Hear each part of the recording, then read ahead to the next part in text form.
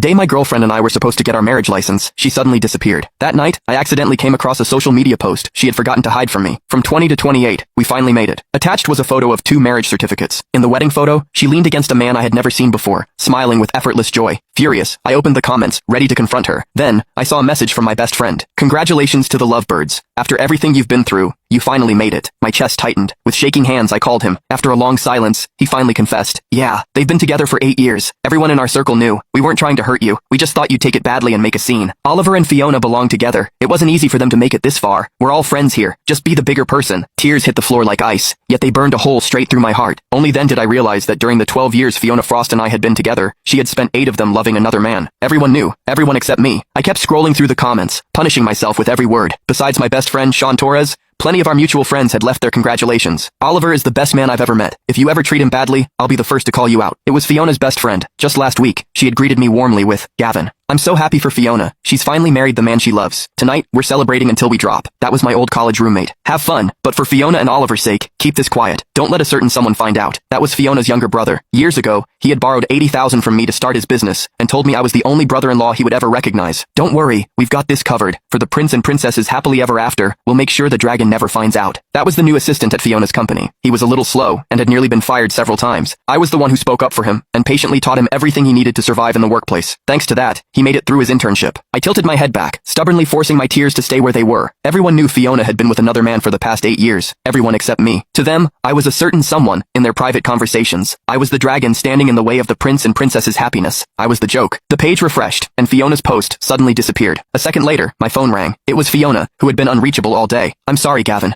Our company's system had a major outage today, and I've been swamped. I haven't even looked at my phone. We've both been so busy lately. Let's put off getting our marriage license for now. She paused for a moment before adding, oh, by the way, did you happen to see anything interesting on social media today? Her voice was tense. The clumsy probing was impossible to miss. I forced myself to sound normal. I couldn't get through when I called you today, and I was at the hospital taking care of my mother. I haven't had time to check social media. Go take care of work. As for the marriage license, we'll do it whenever you're free. My mother had never been healthy. Last year, she was diagnosed with late-stage stomach cancer. The doctor said that, even under the best circumstances, she had maybe 3 years left. Her only wish was to see Fiona and me get our marriage license before I turned 30. Today was my 30th birthday. She was still lying in her hospital room, waiting to see our marriage license. But I could never make her final wish come true, because Fiona had already become someone else's wife. I sank into a corner of the hallway and ran a hand through my hair. Tears splashed onto my phone, blurring the bold black letters on the screen. After wiping it clean, I silently memorized the location of their celebration. Gilded dining room, suite 302. The moment I pushed open the private room door, shimmering confetti rained down over me. As the glittering ribbon confetti drifted down, I caught sight of Fiona, in another man's arms. She was leaning into his kiss, her knees nearly giving way. The friends I knew so well stood around them with their phones raised, capturing every sweet moment. The perfect scene